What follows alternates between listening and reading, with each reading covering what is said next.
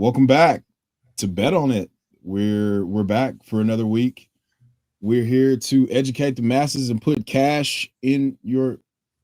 I'm not going to finish that, but anyway, listen. We're here today to get into some of our favorite plays for some. We're going to talk tail events. We're going to talk our tail event hero, Alec Pierce. We're contractually obligated by Alec Pierce's agent, hashtag not a sponsor, to talk about Alec Pierce on this show.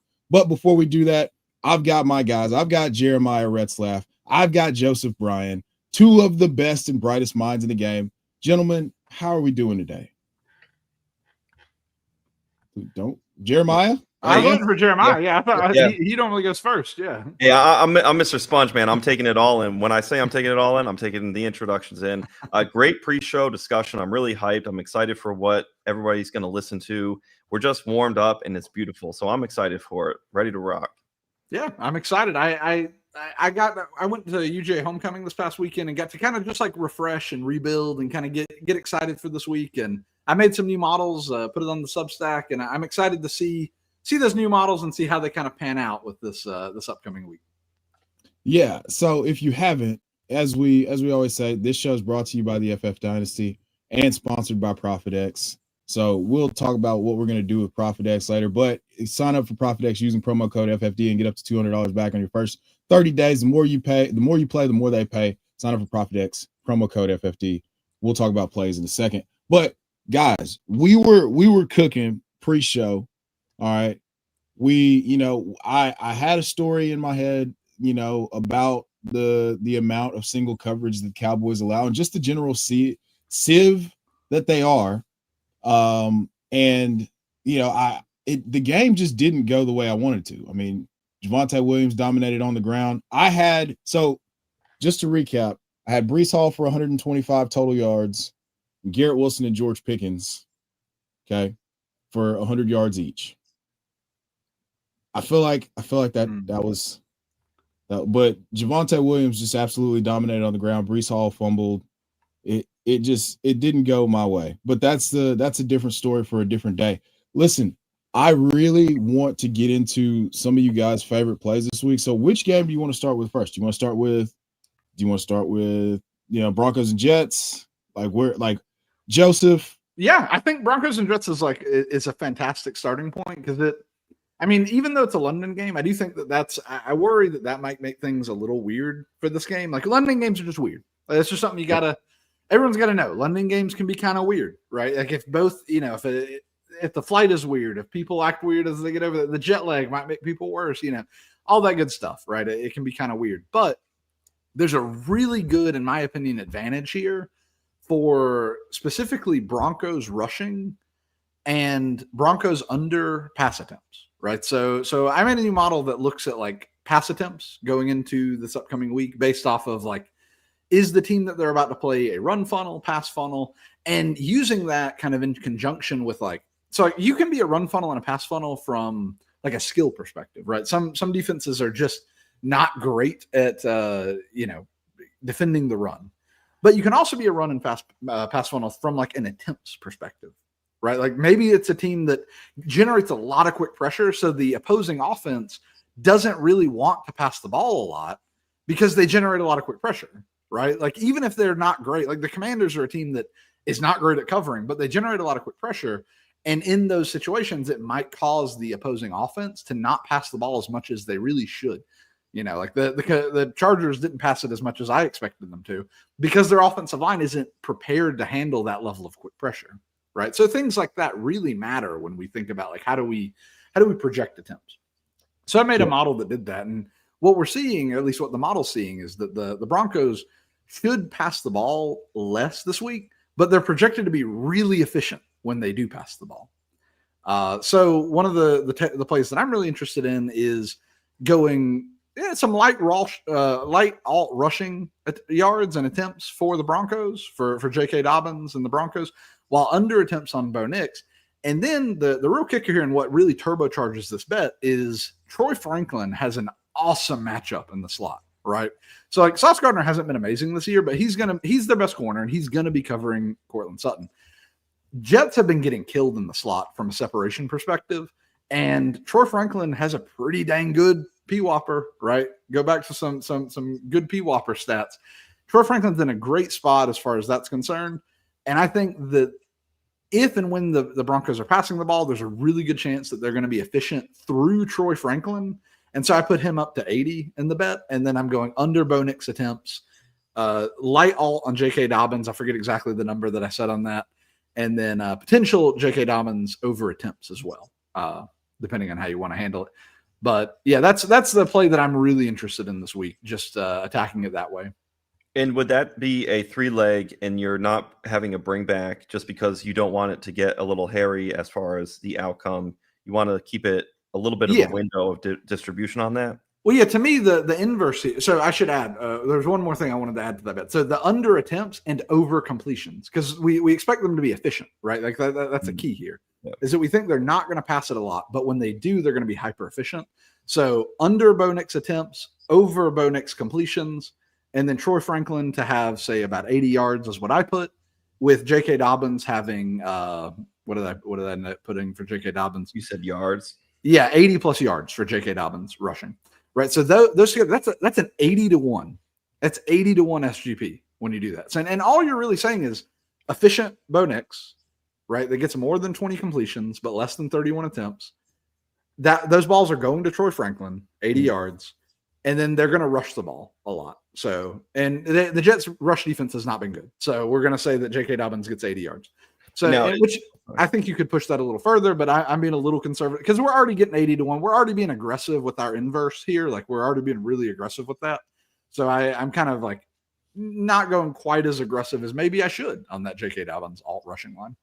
And is the principle that they're fighting against each other, that amount of passing and receiving to the rushing from the same side, same set of finite plays that the Broncos have offensively? Exactly. Where we're really getting those odds boost is that we're saying there's not going to be a lot of attempts. There's going to be over completions. They're going to be really efficient. And we're predicting where the ball's going, right? We're saying because of that really limits the algorithm to, like on whatever platform you're using's algorithm, right? It really limits it to see like, there's only a finite amount of completions that can be made here. There's only amount of finite, because that attempts is low. Where's that ball going to go? And what we're saying is it's actually not going to go to the wide receiver 1. It's going to go to the wide receiver 2, Troy Franklin. And so that's what turbocharges this kid, right? So like that's what really makes this go crazy. And it makes a lot of sense because the Jets have suffered so much in the slot. Troy Franklin has been the Broncos' main slot receiver, and he has a good P-Whopper. Like his P-Whopper is like comparable to Sutton's. He's barely the wide receiver 2 from a P-Whopper standpoint. So I think that this is like a very solid bet that I am pretty excited about. I honestly should have written it up as like one of my main plays in Substack, but I did write it up as an incredible thought. So. And then that would be a better price alt line wise versus Cortland Sutton wide receiver 1, correct? Yes. And that, I think I checked it. It was a difference of about 20-1. Right. Yeah, and the thing is like Cortland Sutton also has to have more yards. So that's the other thing. Like that they both go in conjunction. You don't need as many yards from Troy Franklin because he's the wide receiver 2. And the alt, like when you add that in, it helps the inverse more because it's not the wide receiver 1. Right. Yeah. Like Cortland Sutton is baked in as the wide receiver 1, but they have similar P-Whoppers. Even if their actual Whoppers are very different, they have similar P-Whoppers. So Troy Franklin's like almost the wide receiver 1 from a getting open and a schematic standpoint. He's just not getting the ball as much as maybe he should. The key is his P-Whopper's stable, right? He eventually will be getting those targets. I suspect he will be getting more targets. And given this Jets pretty rough secondary, their troubles defending the slot, to me, this is a smash spot for him. And then we're assuming Bo Nix is very efficient in the pass attempts that he does have. And the hope would be that he goes like 21 for 26, you know what I mean? Or 22 for 28, you know, or like whatever it is, but get more than 20 completions and then have less than 31 attempts and let those balls go to Troy Franklin, or at least a few of them. Enough to get 80. Is there any part where, hey, maybe the Jets, they'll run the ball so much that they'll take up enough clock on their side to where this kind of essentially a middle would work for the Broncos side? That's absolutely. Like the Jets are one of the teams that definitely could run out the clock, like, you know, from the get-go. That's their goal. Like they're just like, please. My wife talked about this as I thought it was pretty funny, but she's like, I was like, man, it's crazy how there's these teams that like, they just want the game to be over. Like they don't start playing football until the fourth quarter or like overtime. Like it's crazy that these teams exist. They're like, and it's like, well, you don't want to be at work and like you try to get out of work as quick as you can. You know, it's like they're working. You know, that's all they're doing. They're at work. They just want to get out of there. So, well, let's transition out of that particular game. I mean, there's a coverage advantage that you've alluded to there that we need to be taking advantage of. So again, just to recap for you guys, Troy Franklin's alt receiving yards, J.K. Dobbins alt rushing yards, Bo Nix under on attempts gets you an 80-1, I believe. And Bo Nix over completions. Bo Nix over on completions too. Yeah, that's an important note there. So yeah, that's play one. Now let's talk about another coverage advantage that we're looking at this week, and it's going to be Teteroa McMillan versus the Dallas Cowboys. So normally I've had a chance to digest what you have written, but I felt like I had a pretty decent read on where you would lean on this one. So why don't you lean in and tell us a little bit about how you feel about this matchup in particular, or is there someone else that we need to train our eyes on for this week? Yeah, I think that like Teteroa is a great spot for I mean, really any offense against the Cowboys defense is a great spot. They allow just like the most fantasy points at like every position against them. Like it is just a great funnel for everybody. Like it's just a fantastic. Hey, offenses just have a day, right? It is a great time. So to me, absolutely, I like Teteroa. I like the biggest concern is that the Cowboys generally don't allow a lot of single coverage situations to develop. They try their best, but as I've alluded to before, that's because they just aren't covering anybody. So like they just miss people in coverage. They're just not great at covering anyone. So to me, like Teteroa is definitely the spot I would go to. I don't really mind Jatavian Sanders or Jatavian. How do you say it? JT Sanders. JT Sanders. Yeah, I don't really mind him either as he's coming back. I think that the Cowboys are a team that like definitely could allow a lot of targets to him. And Bryce Young was really liking targeting JT Sanders before he got hurt. I think that the big spot in this game that I don't mind targeting at all is is Jake Ferguson in this game. The Panthers have allowed so many targets to the tight ends. They allow a lot to the tight ends. And Ferguson has been the wide receiver too in this offense ever since CeeDee Lamb went down. Like he's getting targeted more than like any other tight end in the NFL. Yeah. I think that this is a smash spot as far as targets are concerned. Now, what will those targets turn into? I don't know, but this is a smash spot for him to get a lot of targets. Dak Prescott has a really good predicted pressure matchup. I think that this could develop into a shootout if the Panthers let it. I do think that the biggest worry is like the Panthers are weird. They're incredibly weird. They like to, like when they're losing, they run the ball, right? When they're winning, they pass it more. Like they're a very weird team in that fact. So it's like, they're kind of hard to like get a read on as to what they're going to do, but my models definitely like Panthers alt overs in this situation. So my model has Panthers at like 280 being a very advantageous spot to attack. So I very much do not mind going like, Bryce Young 280, Teteroa 100, and maybe a Jake Ferguson bring back. Cause like those are the plays that just make a lot of sense from like a schematic and a matchup standpoint. Would it be because you mentioned targets, would that be more for Jake Ferguson alt line receptions, due to the fact that maybe Ferguson can get 7 receptions, but he may fall down and it's 40 yards and you're not getting the alt run out of 60, 70, 80?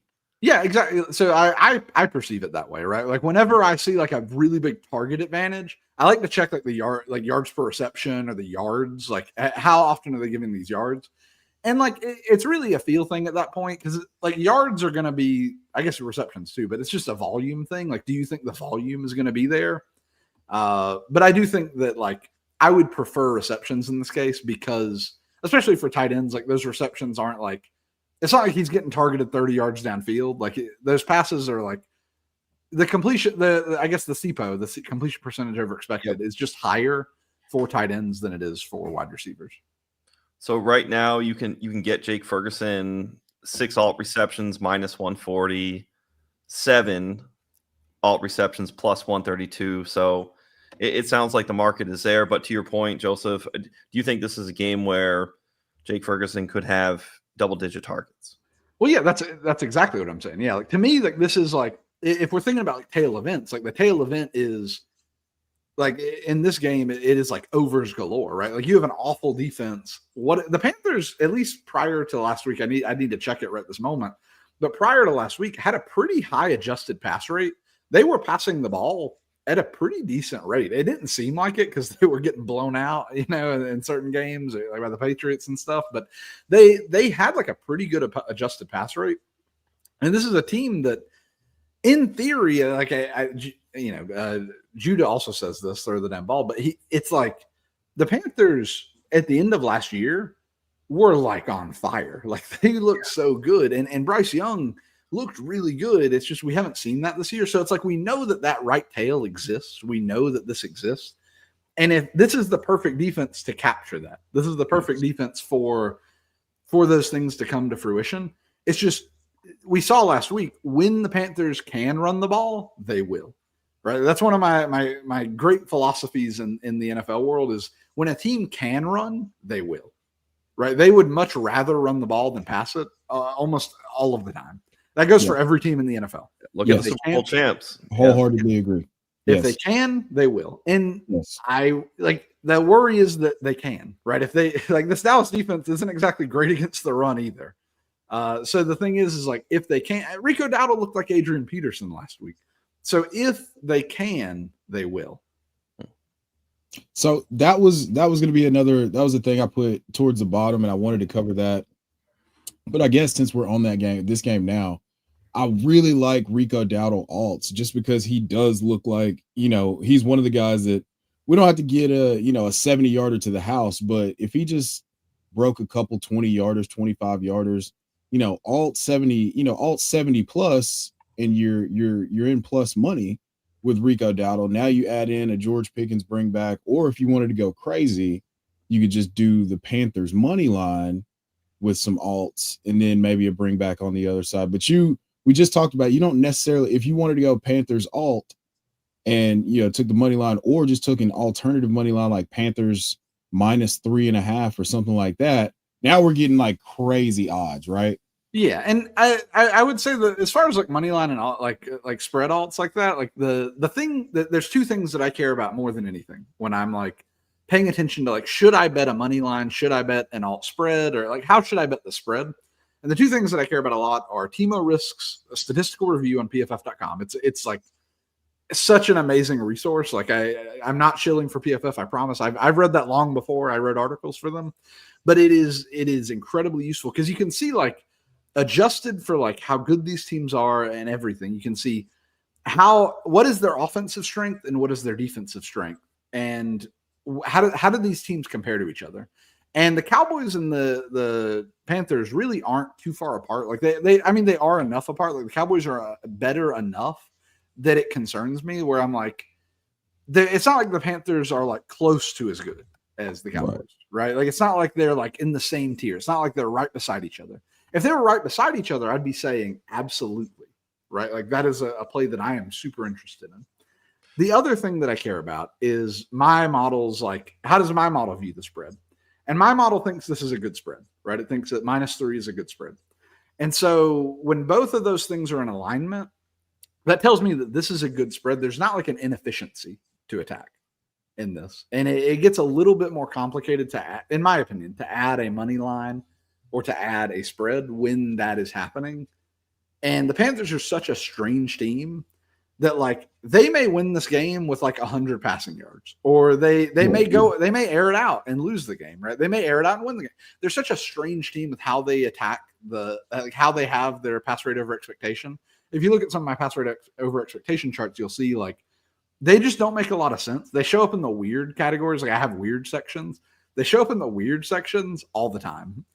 So it's like attacking it from that perspective, and like when you talk about like winning or losing a game or the spreads, it just gets a little bit more complex, and it makes it harder for me to tell a story.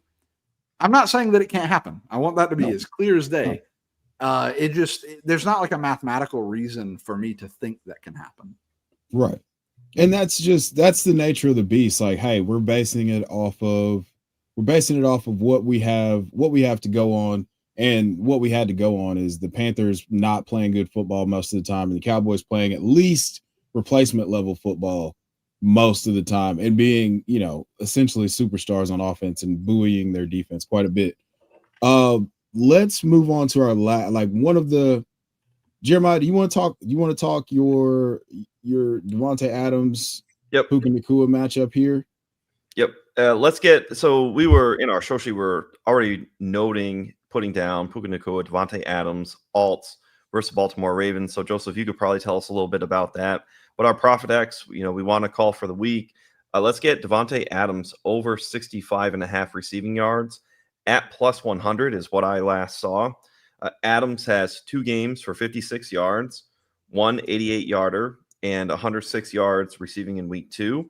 The Rams ranked 7th for passing efficiency versus the 29th for the Ravens defense. So this is a spot for Adams to blow up. And then price point, you want to get the best price point. Well, we talked about earlier with the Cortland Sutton versus Troy Franklin. Well, in a higher level, more champagne problem, you have a higher price point that you have to pay up for somebody like Puka Nacua.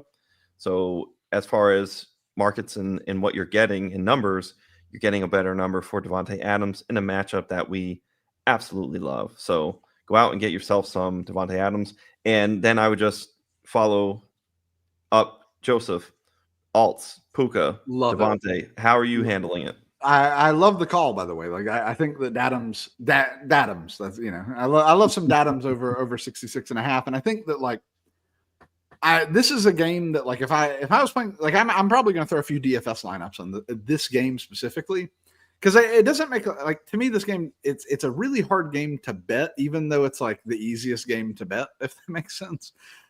So Rams onslaught is what I'm interested in. The Rams just decimating the Ravens. I mean, it's almost a sad state of affairs what's going on with the Ravens right now, because they when healthy, they're maybe the best team in football. It's just they have been struggling. They've been struggling a lot with injuries, and they have not been handling it well. They are not handling it well at all. I think that this is an absolute smash spot for Rams passing, Rams rushing, Rams everything. This is if I was building a DFS lineup, I want Stafford, I want Kyron, I want Puka, I want Adams. It's going to be really expensive, but I want all 4 of them. And then I'll put the route-based heroes in to fill out the rest of the lineup. But it's this is the spot where I think everyone is going to eat. The Ravens are just not in a spot to compete at an NFL level.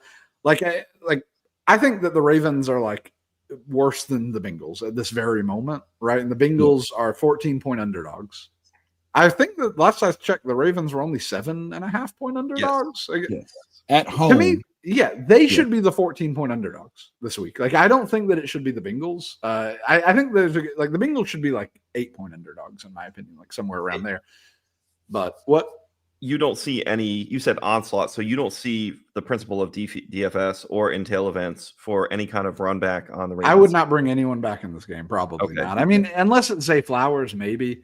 He'd be the only player I'd consider. But this team is in such a bad state of affairs that it is more likely than not, it is just going to be a decimation, right?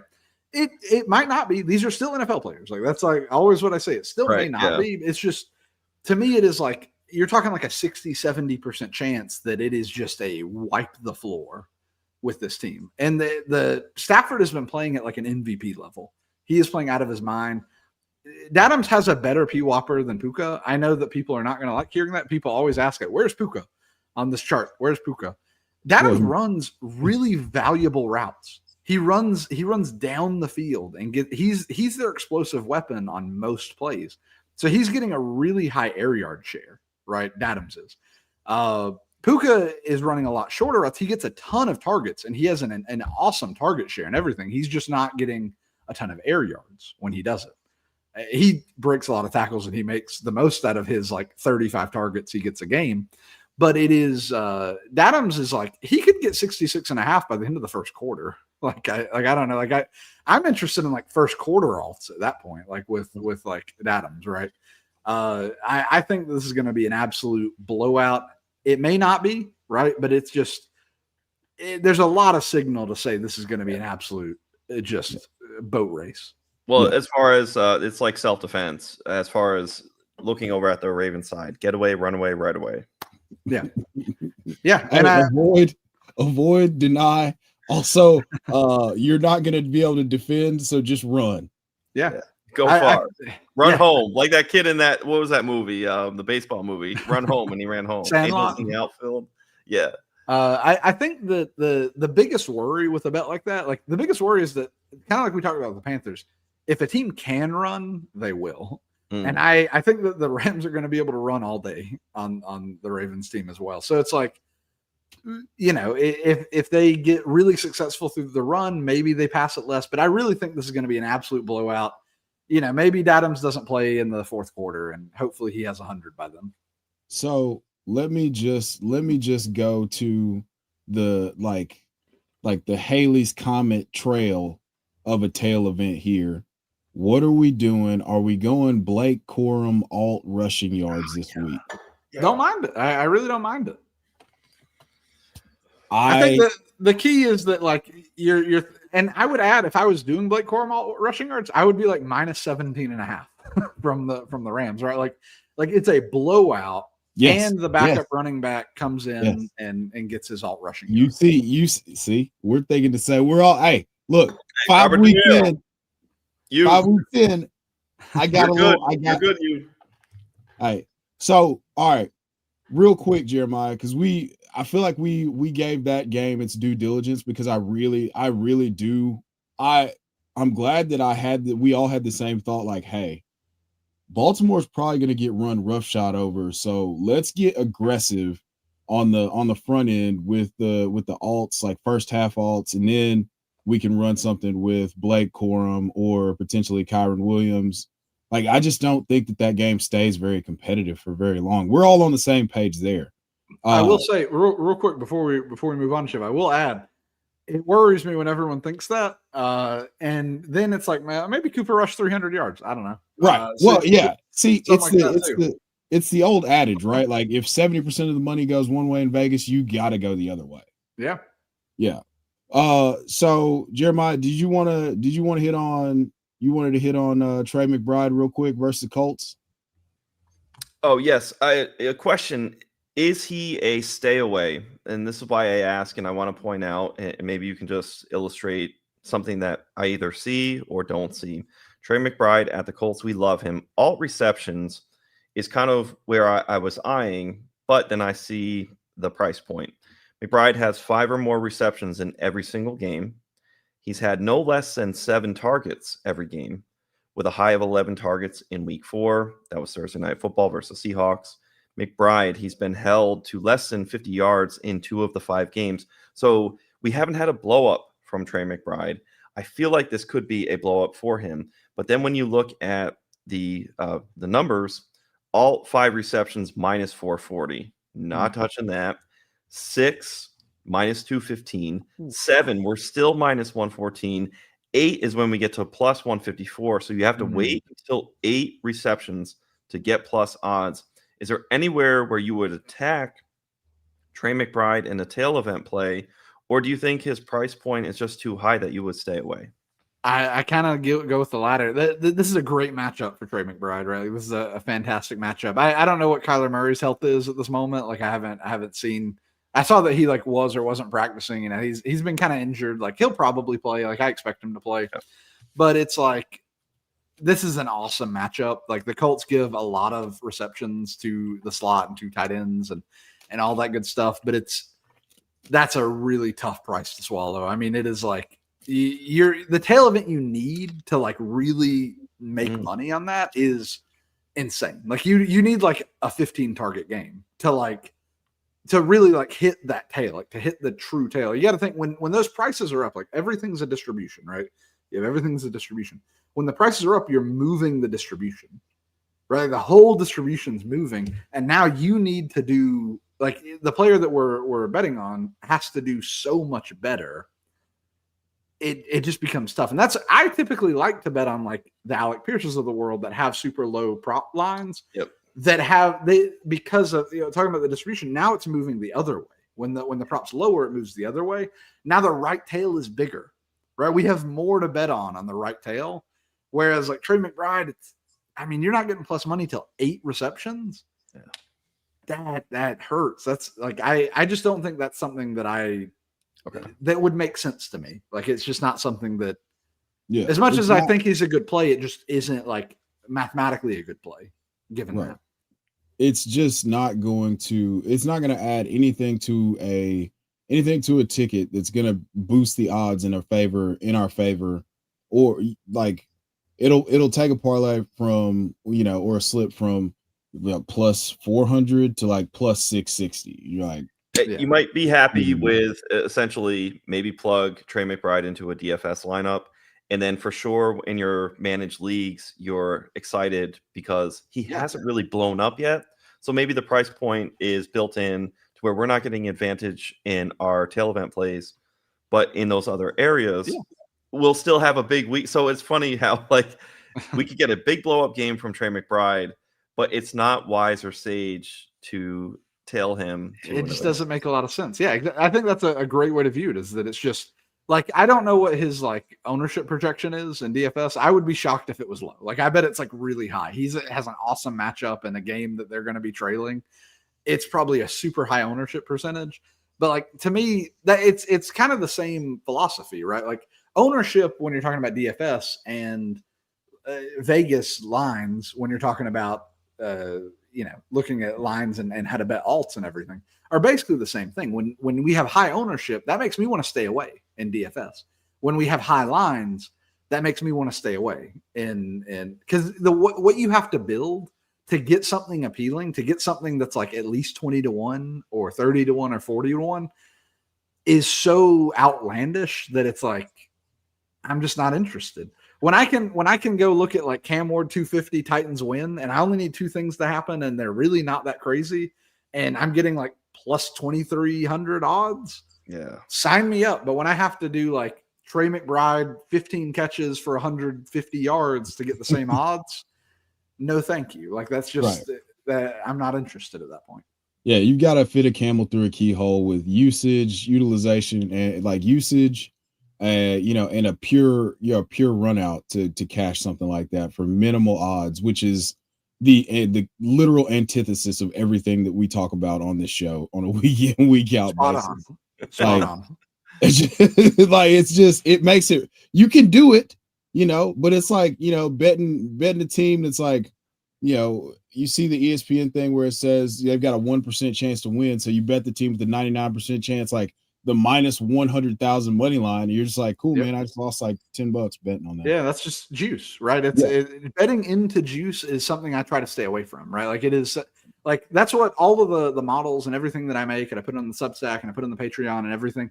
The idea is like, where is the juice and how can I bet like away from that? Like, how can I bet the thing that they just aren't even ready for? Like, where are they not juicing it correctly? Right. And at least with Trey McBride, it seems like they're juicing that quite a lot. So speaking of juice, let's transition to a different position. No Diddy. Goodness gracious, that's crazy.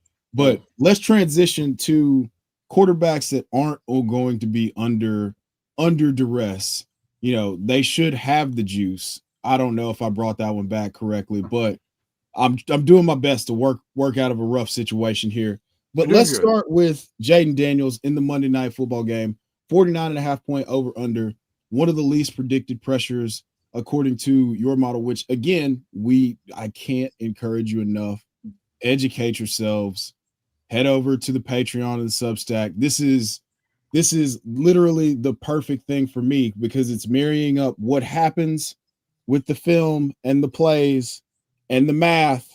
And they're putting it like you're putting it on charts and stuff, and it makes it easily digestible. So even if you're really dumb or had a bunch of head injuries like I have, like you can 1000% digest this, put lineups together, make informed decisions with your lineups. So let's talk a little bit about Jaden Daniels and him being one of the least predicted pressure quarterbacks and under the least quick pressure, more importantly, this week. Yeah, and quick pressure is what that model is trying to predict. That's what I care about more than anything, right? Like pressure is fine, and like it matters. Like pressure absolutely matters, but quick pressure is the thing that like destroys a quarterback. Like that's quick pressure is so much infinitely worse than just general pressure, and that's where like I really want to predict and look at like what quarterbacks are going to be facing quick pressure, because that really changes things. And so Jaden Daniels has the number one pressure matchup this week. He's predicted to see the least amount of pressure heading into week 6. And what I often think of when that happens is how do they perform in clean situations, right? And Jaden Daniels performs really well when he's given a clean pocket. So everything kind of suggests, oh, this is a really good clean environment. So that is like the I guess one of my first principles or like fundamental way of looking at a matchup or looking at the upcoming week is what kind of pressure is this quarterback going to see and how do they perform when they're clean, right? And so Jaden Daniels performs really well when he's clean, and he's expected to be very clean this week. And that lends itself to a lot of different outcomes, right? So if the Bears, I think like they play the Bears this week, right? Yeah. Yes, so if the Bears, no Monday Night Football, yeah. Yeah. So if the Bears end up pushing this game, right? If Caleb Williams has an awesome game, if they push this game, I still expect the Bears to not get a lot of pressure, even if the offense pushes this game. So now Jaden Daniels is going to have more attempts. He's going to be trying to throw the ball further downfield. He's still going to be clean while he does this. This can lead to tail events, right? Because he's clean under those situations. The other way to look at this is that, well, they have a super great rushing advantage, right? The Commanders do. Maybe they don't get pushed. I still think that he's going to be hyper efficient. Like that's what we can tell from this table. It's not they're going to have a ton of attempts or anything like that. It's about efficiency, right? We can think, okay, he's going to be clean. He's going to be efficient. So we could approach it in a similar way to how we approach the Bo Nix bet. Maybe we go under attempts. Maybe he doesn't need to throw it as much. Maybe he has over completions because he's super efficient. Maybe you do a little over yardage. Although I've been doing a little research on that. It gets really dicey. Doing under attempts, over completions, and then over yardage gets really dicey when you add that third thing in there. And I'm still trying to figure out like how I want to approach this in the future. But under attempts and over completions is perfectly fine. And then maybe some JCM alts because they have an awesome rushing advantage this week against the Bears. And I personally think on the other side, right, coming from the Bears side, there's two awesome bringbacks this week, in my opinion. I think Luther Burden and Colston Loveland are just phenomenal bringbacks this week for two reasons, right? So reason one is that the rookie bye week bump is real. Like it is a real thing. It is studied. It is absolutely like after bye weeks, rookie receivers often see an uptick in snap, route percentage. They see more usage, right, going forward. I very much think we'll see that with Colston Loveland, and we'll probably see it with Luther Burden as well. Right now is likely the lowest their props are going to be the whole season. Colston Loveland has an insane ADOT. Like I think it's like 13 yards or something. He has like a really high ADOT for tight ends.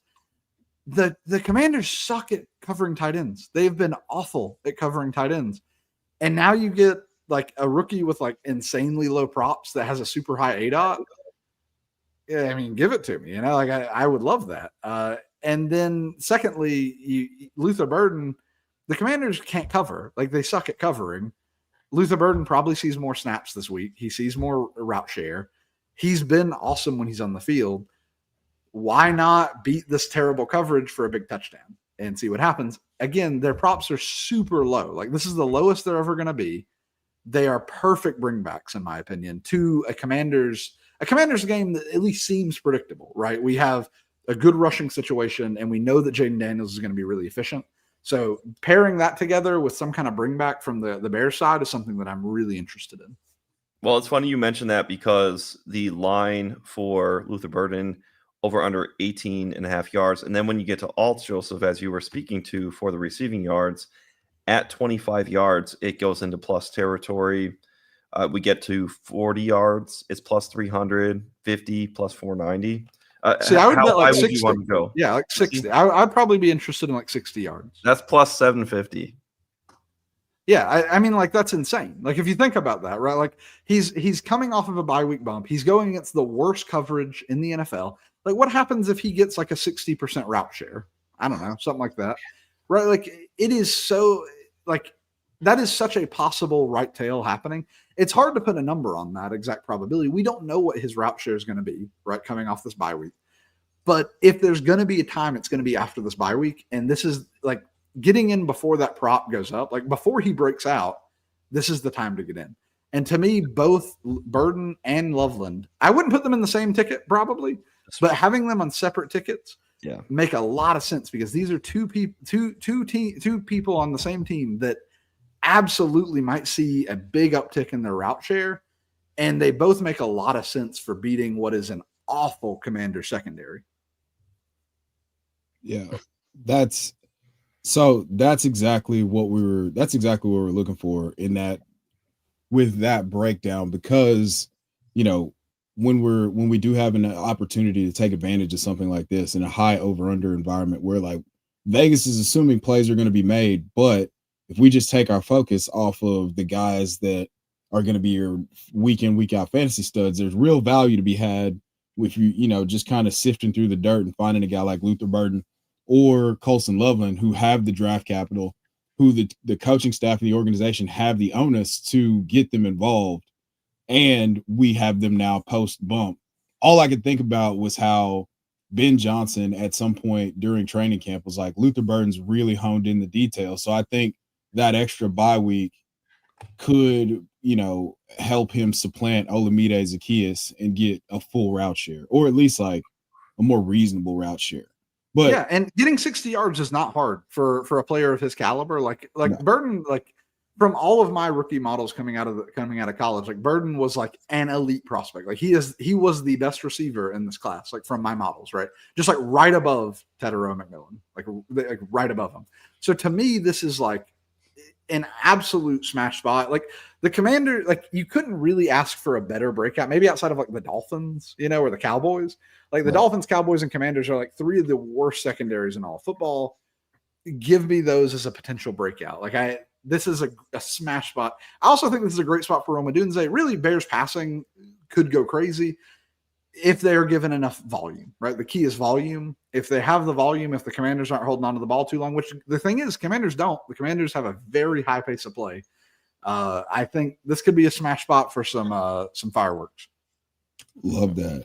All right, let's move on to Daniel Jones, another guy who's predicted to be under the least quick pressure. The Cardinals pass rush doesn't really have a leg to stand on. Jeremiah, you want to talk about this one a little bit? Yeah, for Daniel Jones, it's a 47.5 over under the Colts and the Cardinals. The Colts are second in passing efficiency versus the Cardinals defense ranked 18th. So there's an advantage there. Huge advantage for Jones and his receiving options. The Colts are first in passing versus pressure, first in short area passing, third in long passing, just everything they do. In passing versus play action, Joseph, you talked about how much you love play action, how effective. They're ranked second. So everything Daniel Jones and the Colts are doing is phenomenal, excellent. Is this run back city to our favorite player, Alec Pierce? I think it very well could be. But I will say that I didn't write this up as a main play in my Substack. So I've written up the Colts every week of the season as a main play in the Substack because they were being underpriced. Like the Colts have been underpriced. This week, they're not underpriced from a model perspective, right? They are being properly priced from how my model sees it, right? They are almost perfectly priced this week. I do think that there's a little concern. So the Cardinals run the most cover 4 in the NFL by far. They run a lot of cover 4. It is hard to beat cover 4 for like Alec Pierce doesn't get a lot of targets in cover 4. Deep receivers often don't get a lot of targets. So it's kind of a tough situation. Like I want Alec Pierce to break out as much as the next guy. Like I want him to realize his P-Whopper potential. Like he's been getting awesome P-Whopper and I want him to break out and he very well could. It's just this, it'd be an extra rare event, in my opinion, to see that happen. The Colts do allow the third most coverage snaps on passes that travel more than 10 air yards. And it results in them allowing the fifth most allowed catches over 10 yards in the NFL, which is something that I'm interested. I'm like, okay, like that's interesting to hear. I like hearing that.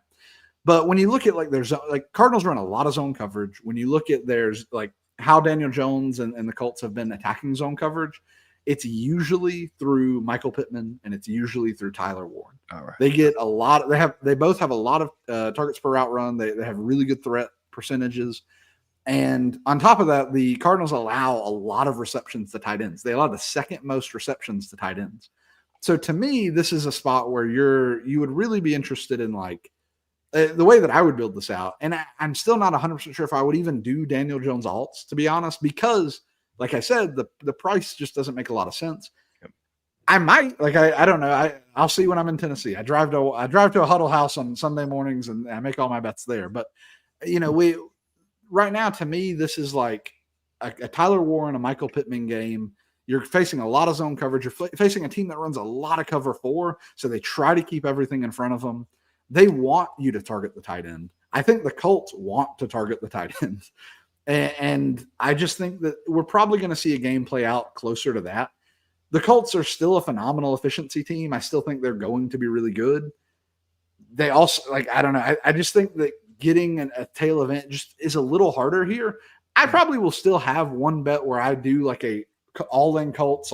They're going to pass it to Alec Pierce. This is going to happen. I'm going to have one bet like that where I put a few dollars on it, just because if I didn't and if Alec Pierce had a good game, I would feel awful. So I have to do it at this point. Yeah, we're contractually obligated to do so. One thing we're also contractually obligated to do is allow you to talk about your favorite play this week, Joseph. So why don't you guys each give us your 2 favorite plays? Joseph, you'll go first. Jeremiah, you'll take the lead after that, and then we'll get out of here. Yeah, I think that and I don't have exact numbers on this, but one of my favorite plays this week is Aronde Gadsden alts, right? So I think that I haven't talked about this one yet, but I really like Aronde Gadsden alts. The Dolphins are not great at covering the tight end. They are very bad at allowing explosive plays. And Aronde Gadsden has been getting an increased route share and snap share every single week this season. He is, in my opinion, primed for a breakout. So I put Aronde Gadsden 60 plus yards is something I'm interested in this week. I think he's in need of a touchdown as well. So I have a touchdown model that looks at who's been getting a lot of opportunity, who should be doing well in the touchdown department and isn't. And Aronde Gadsden shows up on that as well. So in my opinion, just Aronde Gadsden having a big game is something that I'm very interested in. Now, the Chargers may struggle this week. I'm out there playing offensive line. That's what I'll be doing this Sunday. So you'll have to catch me in the Chargers game. I'll be doing my best out there blocking Bradley Chubb. So yeah, I think their left tackle has a 27 PFF grade. That's out of 100, by the way. Yeah, it's not. It's just not. It's not great. They were humming offensively, and then the football guys just smited their entire offensive line one player at a time. Their right tackle now is out this week too. Lindsey Pipkins, famously for the 2 holding penalties that stopped him from converting a 3rd and 16 and a 3rd and 35. Justin Herbert converted both of those with his golden arm, and Lindsey Pipkins got those called back. So it was super cool. And that's the biggest worry, right? The Chargers just decimated right now. I mean, the thing is that the Miami defense is full of insurance analysts. I think that it is still very possible for Aronde Gadsden to do something. And I think that this is the perfect spot for him to allow it. And also the Dolphins allow a lot of explosive plays. That's just something to add there. They allow a lot of explosive plays. The Chargers, they also lost their top 2 running backs. They're not going to be, I don't think they're going to be running the ball too much. Right. I mean, I think that it'll probably be an even split, but to me, Aronde Gadsden, it's just primed for a breakout. It is a tail event. I don't know if you were wanting a tail event here, but I do think that he's primed for a breakout. I hope it happens, but I think that it makes a lot of sense for this to be a week that he gets some traction. Well, all receiving yards 50 right now, plus 800 for Aronde Gadsden. And then anytime touchdown plus 390 Yeah, to me, like this is the cheapest you'll ever get it. He's been getting more routes every week. Again, it may or may not happen. I don't know. I'm not a genius, but I think that it is. It's a good spot and fun to press the button. It's most fun to press the button that it'll ever be. You just made. Oh, you just made. Jeremiah knows I have been screaming from the rooftops for fucking months about Oronde Gadsden. So from a fantasy perspective, that just made me super happy. And just add, like, think about like what Mason Taylor did to the Dolphins as well. Like it makes sense. Like there's precedent here. Yes, 1000%. Just saying, Oronde Gadsden's out there, and his alts are just screaming my name. So yeah. So Jeremiah, yep, we're gonna get your favorite play here that you put in the show sheet, and then we're gonna get out of here. There we go. Get away, run away, right away, right? But this is gonna be good. This play is based off Joseph's Coach I Was Open model, combined with your tail events, passing events table. So I went and I'm trying to go and fish. I'm doing my homework here. And I have on your Coach I Was Open, Malik Washington was 4th in share of predicted targets. See a lot of green, and he's high up on the chart. So I'm like, hey, let's plug him in. And then for the Dolphins, they're 10th on the passing tails events table. So it's higher in the upper third, right? So here's my SGP. $5 pays out close to $250 plus 4,800. We have alt passing yards, 250 Tua. Malik Washington, anytime touchdown paired with 50 alt receiving yards. On the other side, you had mentioned Oronde Gadsden. I have Lab McConkey, alt 70 receiving yards, with the thought of the pass rate over expectation for the Chargers being even crazier with now Omarion Hampton out. So, Joseph, what do you think of this put together, this tail event? And is there any credence to I could make another ticket, because this one is already in. I can make another ticket where I swap Lab McConkey out, and on the other side, run it back with Oronde Gadsden. Oh yeah, that's going to get you like plus 10,000. I'm interested in adding Oronde Gadsden. He's really the only player that stands out to me in this game, right? Like that really stands out. Don't get me wrong. I'm sure that because I said that Lad McConkey is going to go for like 200 yards and 3 touchdowns. But I think that Oronde just makes a lot of sense. He would juice that thing to infinity and beyond. I definitely am interested in Oronde. I think that like it makes a lot of sense for Malik Washington to get a lot of targets this week. Not just because Tyreek Hill's out, right? The Chargers run like some of the most zone coverage in the NFL. Malik Washington gets a lot of targets in zone coverage. I think that there's a real good chance that this is. I do worry a little bit about like the median. If we think about like Tua's median on the PFF betting show, they talked about like this is actually a game that like from a median's perspective, Tua will probably struggle, right? More often than not, Tua will struggle in this game. Mm-hmm. But the tail events are actually quite kind to him, right? Like when we look at like, well, what is like really his kind of high-end potential in this game against this defense? The tail events are pretty good. And I think that that's where we want to attack. We want to attack those tail events. So it's something where it's like, I very much like the bet. I would probably have ran it back with Oronde just because I'm a sicko. So beautiful. Oh, I love it. And now, question: would you do Oronde? So this would be 3 legs, and then we were adding Oronde. Would you do 5 legs, Oronde touchdown, and Oronde at alt 50 or alt 60? Yeah, I mean, I'd put $1 on it. I don't think like it's not something I would go crazy on. Like it's not like I'd be like mortgage the house on it, but it's put $1 on it. Like that's something I'd be interested in. But it'd be something I'd very much expect to lose. Like it's you gotta expect all these to lose, and when something's getting close, get excited. So beautiful. Listen, this last 5 minutes of the show have made my entire evening. Hearing the good news about Malik Washington, and then like doubling back, like going back even further, and hearing, hey, it's time for an Oronde Gadsden breakout, and then the Chargers just literally not having viable running backs. Yeah, this just made my night.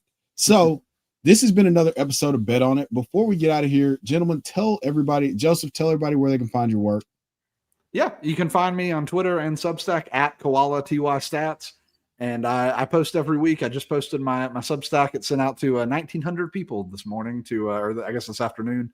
I break down every game in the NFL and see like where the edges are, what are the coverage matchups, what do my models say, and how can we, use all that information together to predict some tail event outcomes that hopefully will hit and, eventually make us some money. So. All right. And Jeremiah? Hey, player profiler with yours truly, Chev. We're on a couple shows together. And then I also do Best Ball Report Card bi-weekly on the evens. So this week, Ed and I will release a Best Ball Report Card. That is the sister show or brother show, whatever you want to call it, parallel to Best Ball Night School, because one's in the off season and one is in the season. So we're getting report cards and running back what's going on and really diving into it's a spot during the season where you don't get a lot of best ball content. So I feel like we're a niche industry there and on the DD Fantasy Football podcast feed. And as you always know, you can find us here at the FF Dynasty. Again, this has been another episode of Bet On It, sponsored by ProfitX. Sign up for ProfitX using promo code FFD. Hey, listen. We don't give you straight odds. We're trying to take the maximum amount of juice out of the bets so that you can bet on it. So until next week, good luck and send those tickets in.